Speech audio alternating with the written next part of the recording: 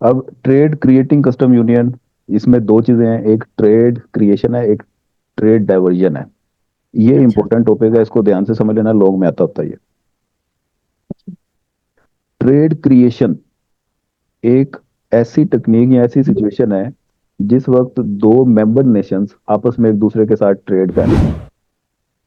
दो member nation आपस में ट्रेड कर रही हो, ठीक है। ठीक है, पहले हमने जो फॉर्मल जितनी भी डायग्राम्स की हैं, नेशन वन होती थी, नेशन टू होती थी, तो वो मेंबर्स नहीं थी आपस में, उनका कोई कॉन्ट्रैक्ट नहीं होता था, उनको वैसे ही फायदा लगता था, यार इससे खरीदने में फायदा है, इससे खरीद लेनी चाहिए, इससे इंपोर्ट करनी चाहिए, इससे एक्सपोर्ट करनी चाहिए। सारी बातें वही हैं, अब सिर्फ एडिशन में ये आ गया है। आपने सपोज कर लेना है जो नेशन इंपोर्ट और एक्सपोर्ट कर रही हैं वो दोनों मेंबर नेशन है, और उन दोनों के अलावा बाकी सारी दुनिया नॉन मेंबर नेशन है, जितने भी ममालिक हैं। ठीक है। ये शुरू से पढ़ो जरा क्या लिखा हुआ है trade creation In this section we first में। explain the process of trade creation and then we illustrate the effects of the trade creating custom union. ठीक है। The static partial equilibrium effects of forming a custom union are measured in the terms of trade creation and trade diversion। मतलब कि partial equilibrium effects होते हैं ये। Partial equilibrium क्यों बोला इसको? पार्शियल इक्विलिब्रियम हम किसी एक कमोडिटी का इक्विलिब्रियम देखेंगे ना, या एक्स का या वाई का। सर एक मिनट, दोबारा बोले, दोबारा बोले। हमने इसका ट्रेड क्रिएशन का इफेक्ट किसी एक प्रोडक्ट में देखना है, या एक्स में या वाई में। ठीक है, ठीक है। ओके, समझ आ गई। Trade creation occurs when domestic production in a nation that is member of the custom union is replaced by lower cost imports from another member nation। अब यहाँ मतलब पे ध्यान एक। से सुन लो, जी। मेंबर नेशन वो अपनी डोमेस्टिक प्रोडक्शन को रिप्लेस कर रहा है इंपोर्ट के साथ, क्योंकि इंपोर्ट उसको सस्ती पड़ रही है। डोमेस्टिक प्रोडक्शन को रिप्लेस कर रहे हैं इंपोर्ट से, ठीक है, क्योंकि वो उसको सस्ती मिल रही है। ओके। अगर वो इंपोर्ट की परमिशन है तो वो फिर बेवकूफ थोड़ी है जो खुद पागलों की तरह अपने मुल्क में बनाए, उसकी प्रोडक्शन बंद कर देगा, वो ही इंपोर्ट कर लेगा। ठीक है। अज्यूमिंग आगे। अब यहाँ पे फर्ज, एज्यूमिंग। अब यहाँ पे सिर्फ एडिशन ये है कि जिसे वो इंपोर्ट कर रहा है वो भी मेंबर नेशन है। अच्छा, ठीक हो गया। आगे चलो। जिसे जिसे वो इंपोर्ट कर रहा है वो भी मेंबर नेशन है, ठीक है। Assuming that all economic resources are fully employed before and after the formation of custom union, ये एजम्पशन है। हम्म। अब इस तरह अगर वो करेगा तो वेलफेयर इंक्रीज होगी मेंबर नेशंस की। हाँ, मैं भी यही कहने लगी थी, इससे वेलफेयर इंक्रीज कर और जाएगा। मेंबर नेशन के साथ साथ इसका कुछ ना कुछ effect rest of the world पे भी जाएगा, तो रेस्ट ऑफ द वर्ल्ड की भी कुछ to some extent welfare increase होगी। हाँ बिल्कुल। तो अच्छा, trade because. Trade creating custom union हमेशा वेलफेयर को इंक्रीज करती हैं, इसका नतीजा ये निकलता है। ठीक हो गया। अच्छा, क्यों अब। इंक्रीज क्यों करती हैं? क्योंकि लेस एफिशिएंट ममालिक से वो प्रोडक्ट या रिसोर्सेज निकल के एफिशिएंट ममालिक के पास चले जाते हैं, और जैसे ही एफिशिएंट के पास जाते हैं वो प्रोडक्शन को मोर देन डबल कर देते हैं, जिससे वेलफेयर इंक्रीज हो जाती है। दोबारा बोलने के बाद वो प्रोडक्शन को डबल कैसे कर देते हैं? वेलफेयर इंक्रीज इसी तरह ही होगी ना, लेस एफिशिएंट नेशन से रिसोर्सेज निकलेंगे, एफिशिएंट नेशन में चले जाएंगे। अब जी। एक्स को इंपोर्ट करना है नेशन टू ने, तो वो जी। नेशन वन से इंपोर्ट करेगा, और नेशन वन अब मान के बैठे हुए हैं वो मोर एफिशिएंट एक्स बनाने में। अगर नेशन वन हाँ। एक्स बनाएगा तो वो उसकी प्रोडक्शन मोर देन डबल करेगा नेशन टू के मुकाबले में। अच्छा सर, ये बात मुझे एक दफा दोबारा क्लियर कर दें, जो नेशन वन है वो एक्स में एफिशिएंट है? हाँ, और नेशन टू वाई में। ठीक हो गया। ये एजम्पशंस में भी लिखूंगी उसकी। लिखो लिखो। ठीक है। अच्छा। और किधर थी? हाँ, this increases the welfare of the member nation because it leads to the greater specialisation in the production based on comparative advantage. ठीक हो गया। A trade creating custom union also increases the welfare of the non-member because some of the increase in its real income spills over its increased imports from the rest of the world। ये rest of the world की welfare को increase करता है, बस ये बात लिखी गई है। जी। अब नीचे आ जाए, नीचे करें। Illustration of. Illustration of a trade creating custom union। The effects of the trade creating custom union are illustrated in this figure, which is adapted from figure 8.3। ये नीचे 8 point। ये, ठीक है। जी जी, ठीक है। नहीं फिगर एट, ये तो 10.1 है, 8.3 वो चैप्टर एट में है। वो चैप्टर एट में हाँ। जो आपने इस तरह की नहीं की थी, ये उसी से मिलती जुलती है, जिस पे टैरिफ अच्छा। इफेक्ट लगा था। जी जी, ठीक है, ठीक है। अच्छा, DX and DSX supply curve हो गया। Suppose that free trade price of the commodity X is price X1, सबसे पहले फ्री ट्रेड की बात आ गई। अच्छा, मैं पहले डायग्राम समझा देता हूँ, जैसे देख के बाकी बाद में पढ़ लें। अच्छा चले ठीक है। ये चैप्टर 8 में जो आपने डायग्राम की थी ना, उसका मैं थोड़ा सा रिव्यू दे दूं। मैंने कोई इक्विलिब्रियम। नहीं पढ़ा वो चैप्टर है। यार पता नहीं क्या करते हो, चैप्टर 10 में कैसे पहुंच गए तुम, 8 पर ही नहीं है तुमने। इसीलिए उसमें सप्ली अ, लगी है, प्रोबेशन लगा है। जी, इसीलिए। अच्छा जी, ये इक्विलिब्रियम नेशन 2 को एक्स, ये प्राइस का 3 रुपए पे आ रहा है और क्वांटिटी 30 रुपए है। लेकिन जी ये नेशन 1 से कर रही है इंपोर्ट एक्स को। तो नेशन 1 इसको ऑफर कर रहा है 1 रुपया प्राइस। एक्स नेशन 1 में जी, सस्ता है। हमारा बोले नेशन वन से इंपोर्ट कर रही है, पहले तो फ्री ट्रेड वाली बात आ गई ना। फ्री ट्रेड वाली भी कोई बात नहीं आई अभी। अच्छा। नेशन 2 का जो डोमेस्टिक इक्विलिब्रियम आ रहा है वो 3 रुपए प्राइस पे आ रहा है एक्स का।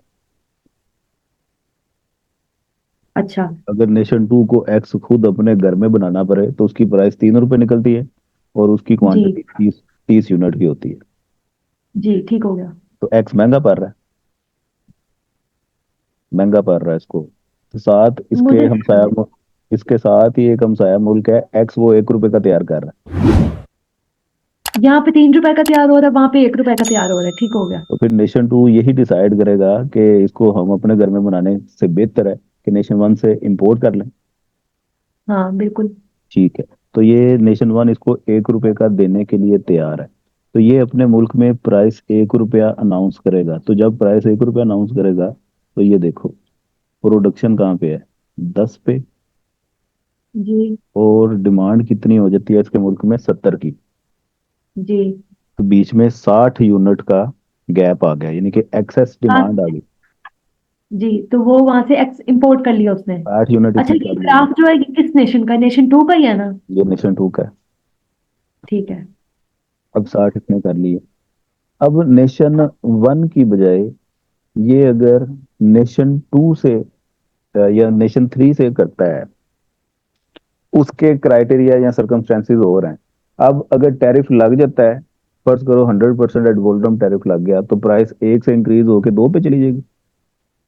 अच्छा, टैरिफ लग गया, ठीक है। 100% टैरिफ लगा तो 1 से इंक्रीज होके 2 पे जाएगी ना। जी जी बिल्कुल। 2 पे जब प्राइस जाती है तो उससे फिर सप्लाई 10 से इंक्रीज होके 20 पे चली जाती है और डिमांड 70 से डिक्रीज होके 50 पे आ जाती है। और बीच में 30 यूनिट का गैप रह जाता है। अब इंपोर्ट हो रही है 30 की, तो टैरिफ लगने से इंपोर्ट ट्रेड वॉल्यूम कम ही हो जाता है। हाँ, वॉल्यूम ऑफ ट्रेड कम होता है, टर्म ऑफ ट्रेड ज्यादा होता है, वेलफेयर भी डिक्रीज होती है। जी, तो यही सिनेरियो यहाँ पे बना हुआ है। सिर्फ आपने याद ये रखना है कि नेशन 1 जिसे उसने इंपोर्ट की है वो मेंबर नेशन है। अच्छा। अब टैरिफ, अच्छा। अब सुनो बात ध्यान से।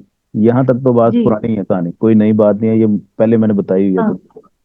जी जी, ये पार्शियल इक्विलिब्रियम वाली बात है सारी। हाँ, टैरिफ लगने से वो यहाँ पे था, ट्रेड हो रही थी 30 यूनिट की, इंपोर्ट 30 कर रहा था और इसको प्राइस पा रही थी 2 रुपए की। जी। अब यहाँ पे वो मेंबर नहीं है जिसे वो इंपोर्ट कर रहा है, वो नेशन मेंबर नहीं है। अब अगर वो मेंबर बन जाता है, एक कॉन्ट्रैक्ट में आ जाता है, नेशन 1 और 2 दोनों आपस में कॉन्ट्रैक्ट में आ अरे वो जाते तो मेंबर ही था, दोनों हैं। मेंबर, मेंबर नेशंस के बीच में ट्रेड हो रही थी। मेंबर अब बनने लगे हैं ना। ये तो अभी तक पुरानी कहानी सुनाई है मैंने, जो पिछले हम चैप्टर्स में अच्छा। रिव्यू करते हैं। अच्छा अच्छा, ठीक है ठीक है, मेंबर अभी तक नहीं है वो। हाँ, अब अगर मेंबर ये बन जाता है तो फिर 2 की बजाय इसको वो रेट अनाउंस वन करेगा होते। 1 रुपए का। हाँ बिल्कुल। क्योंकि मेंबर्स में आपस में कॉन्ट्रैक्ट होता है कि टैरिफ आपने हटा देना है या बहुत ही कम रखना है। यही हाँ तो फायदा बिल्कुल। होता है मेंबर। कस्टम यूनियन की जी जी। डेफिनेशन पढ़ लेना, उसमें यही है, मेंबर नेशन के दरमियान ट्रेड फ्री होगी। जी जी बिल्कुल। तो ट्रेड फ्री होने का फायदा ये होगा कि इसको 2 रुपए की बजाय ये प्रोडक्ट 1 रुपए में ही मिल रही है, जिसकी वजह से ये 30 की बजाय अब 60 यूनिट इंपोर्ट कर रहा है। और ये जो दो शेडेड ट्रायंगल्स बनी हुई हैं, ये ओवरऑल इकोनॉमी को फायदा होगा इतने पोर्शन का। अच्छा, कस्टम यूनियन बनने की वजह से। कस्टम यूनियन की वजह से ये दो ब्लू कलर की ट्रायंगल्स, ये बेनिफिट हुआ है इस नेशन को। तो ये ट्रेड क्रिएटिंग कस्टम यूनियन थी जिसने दोनों मेंबर नेशन की वेलफेयर में इजाफा किया। और इसका कुछ ना कुछ इफेक्ट वो रेस्ट ऑफ द वर्ल्ड पे भी पड़ता है। ठीक है। ठीक हो गया, अब नेक्स्ट ऊपर पे से आ गए। पढ़ना चाहती हो कि खुद ही पढ़ लोगी? नहीं देखो सर, खुद ही पढ़ लूंगी, आज सिलेबस जरा ज्यादा तो मैं फिर खुद ही पढ़ लूंगी। वाह, टाइम नहीं है, वरना पढ़ लेना था मैंने। क्या बात है, इम्प्रेसिव। Thank you sir. अच्छा, diversion, trade diversion. Trade diverting custom union. अब ऊपर वाले केस में ये था कि मेंबर नेशन वन और नेशन टू, उन्होंने आपस में कॉन्ट्रैक्ट किया और वो मेंबर नेशन है। हाँ। एक हम यहाँ पे सपोज कर लेते हैं कि नेशन थ्री भी है कोई, जो कि नॉन मेंबर है। अच्छा। अब नेशन वन के साथ कॉन्ट्रैक्ट करने का फायदा ये हुआ कि रेट उसको 1 रुपए का मिला। सेशन वन के साथ उसको दोबारा बोले सर। कॉन्ट्रैक्ट करने का फायदा ये हुआ कि रेट उसको 1 रुपए का मिला ना, एक्स का। हाँ हाँ, बिल्कुल बिल्कुल।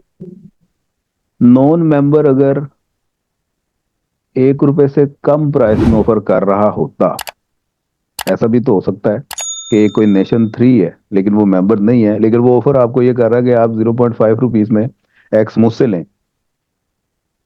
अच्छा। है ना पॉसिबिलिटी?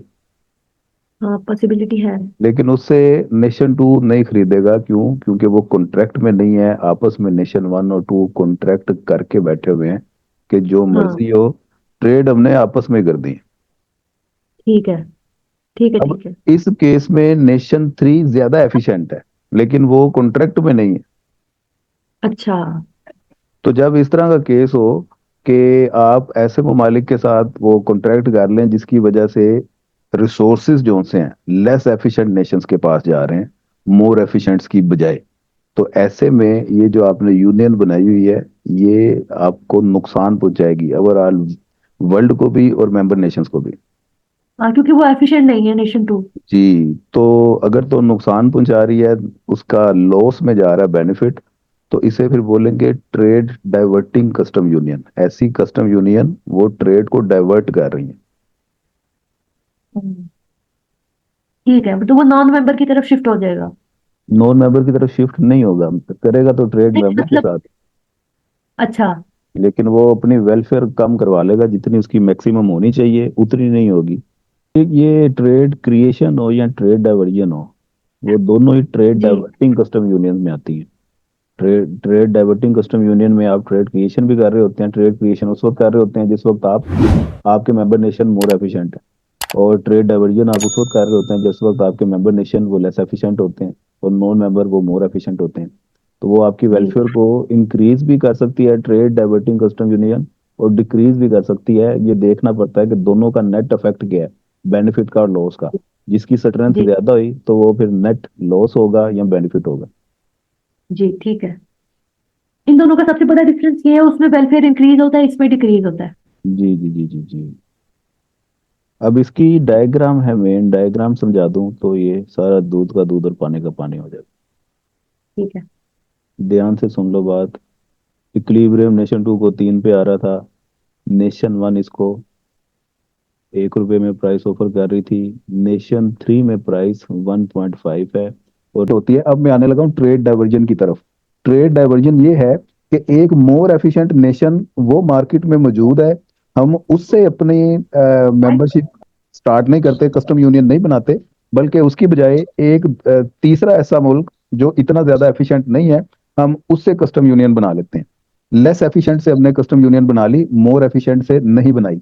तो इसका नुकसान ये होगा कि मोर एफिशिएंट मुल्क से रिसोर्सेज निकल के लेस एफिशिएंट की तरफ जाना शुरू हो जाएंगे, जिससे ओवरऑल वेलफेयर मेंबर नेशन की तो डिक्लाइन होगी ही होगी, ओवरऑल वर्ल्ड की वेलफेयर भी डिक्लाइन हो जाएगी। बात समझ आ गई? जी जी जी सर, जी, अब मैं सीधा आपको डाइवर्जन हो जाएगी। एग्जाम डायग्राम की तरफ लेके जा रहा हूँ, ये ध्यान से समझ लें। ये इक्विलिब्रियम आ गया नेशन टू का, एक्स कमोडिटी का पार्शियल इक्विलिब्रियम है। ये एक्स की सप्लाई, ये एक्स की डिमांड, और ये इक्विलिब्रियम नेशन टू का बनता है 3 रुपए में, और इसकी इक्विलिब्रियम क्वांटिटी 30 है। नेशन वन वो चूंकि नेशन टू की निस्बत एक्स बनाने में ज्यादा एफिशिएंट है, और अगर हम उससे ट्रेड करते हैं तो वो 1 रुपए की प्राइस हमें ऑफर करता है, जिसकी वजह से 10 हम प्रोड्यूस करते हैं, 70 की डिमांड है, एक्सपोर्ट 60 की होती है। ऐसी है ना? जी सर जी। और उसके बाद अगर हम टैरिफ लगाते हैं तो ये प्राइस इंक्रीज करके 2 पे चली जाती है, और प्रोडक्शन ज्यादा होकर 20 पे आ जाती है, कंजम्पशन कम होकर 50 पे आ जाती है, और एक्सपोर्ट 30 की हो जाती है। टैरिफ लगने के बाद की कहानी यही थी, कोई नई बात तो नहीं है अभी तक। No sir. अब जी सर जी। अब यहाँ से फर्क सुन लें जरा। इस नेशन से अगर हम कस्टम यूनियन बनाते तो हमें ये फायदा होना था कि प्राइस 2 की बजाय हमें 1 रुपए की मिलनी थी। कस्टम यूनियन का मतलब यही होता है ना, टैरिफ हटा देते हैं वो। जी तो हाँ जी। प्राइस अगर 1 रुपए की मिलती तो हमारी एक्सपोर्ट 60 की हो जानी थी, वेलफेयर में हो जाना था इजाफा। तो हमने नेशन 1 से कस्टम यूनियन नहीं बनाई बल्कि नेशन 3 से बना ली है, जो हमें प्राइस 1.5 रुपीस ऑफर कर रही है। तो 1.5 रुपीस अगर हम उससे ट्रेड करते हैं तो 1.5 के अकॉर्डिंगली कहानी ये है कि प्रोडक्शन 15 पे हो रही है और कंजम्पशन 60 पे हो रही है। ट्रेड हम कर रहे हैं 45 यूनिट की। समझे बात? जी फर्क अब दोबारा सुन लें जरा ध्यान से, बात बारीक बात है। कस्टम यूनियन बनाने का फिर भी फायदा ही है, क्योंकि अगर कस्टम यूनियन ना बनती तो इस नेशन को ये प्राइस 2 रुपए की मिलनी थी। और कस्टम यूनियन वाला, अब बेशक इसने एक लेस एफिशिएंट नेशन के साथ कस्टम यूनियन क्रिएट की है, इतना ज्यादा इसको बेनिफिट नहीं हुआ, लेकिन कस्टम यूनियन बनाने का कुछ ना कुछ तो फायदा हुआ ना। 2 की बजाय इसको 1.5 की ये मिल रही है एक्स कमोडिटी। और ये वाला जो जी पोर्शन सर है, एक ये उसका नेट गेन है, जिसे आप वेलफेयर, पॉजिटिव वेलफेयर इफेक्ट कह सकते हैं। अगर कस्टम यूनियन ना बनाता तो ट्रेड 30 की थी, कस्टम यूनियन इसने नेशन 2 के साथ बना लिया तो ट्रेड 45 की हो गई। तो ये दोनों जो ट्रायंगल्स हैं, ये उसको गेन मिला है। यहां तक बात समझ लाके? जी सर जी। लेकिन अगर ये नेशन 1 के साथ बना लेता तो इसका बेनिफिट बहुत ज्यादा हो जाना था, क्योंकि nation 1 is more efficient nation in order to produce X commodity. तो नेशन 1 के साथ ना बना के इसने ये पोर्शन नुकसान किया है, तो ये इसका वेलफेयर लॉस है। ठीक, ये नीचे जी उसका सर जी। लिखा हुआ है जी वेलफेयर लॉस, इसका $15 का है। और ये जो ऊपर 2 छोटी छोटी ट्राइंगल्स बनी हुई हैं, ये वेलफेयर गेन इसका जी जी। वो 3.75 का है। तो गेन छोटा सा है, लॉस बहुत बड़ा है। गेन और लॉस दोनों को ऐड करेंगे तो इसी से ही ओवरऑल वेलफेयर का पता चलेगा ना, वेलफेयर इंक्रीज हुई है या डिक्रीज हुई है। जी सर जी। तो 15 जो तुम माइनस करते हो 3.75, ये 11.25 का लॉस हुआ जी, इसे नेट लॉस कहते हैं। जी सर तो जी। ये एंड पे लिखा हुआ है नेट वेलफेयर लॉस 11.25 का हुआ है नेशन 2 को, सिर्फ इस वजह से कि इसने एक नॉन कॉम्पिटेंट नेशन के साथ कस्टम यूनियन बनाई है। तो इससे रिसोर्सेज मोर एफिशिएंट नेशन से शिफ्ट होकर लेस एफिशिएंट की तरफ आना शुरू हुए, ओवरऑल वेलफेयर डिक्लाइन करके। ओके, जी सर जी। ये 11.25 की वेलफेयर सिर्फ नेशन 2 की डिक्लाइन की है। तो नेशन 1 की नहीं। अलावा बाकी वर्ल्ड की वेलफेयर भी डिक्लाइन डेफिनेटली की होगी। तो ये आपने टॉपिक कंप्लीट करके आना है, ट्रेड क्रिएशन का और ट्रेड डाइवर्जन का। इन दोनों के नोट्स मुझे चेक करवाएं अच्छे बच्चों की तरह। ये आ गया।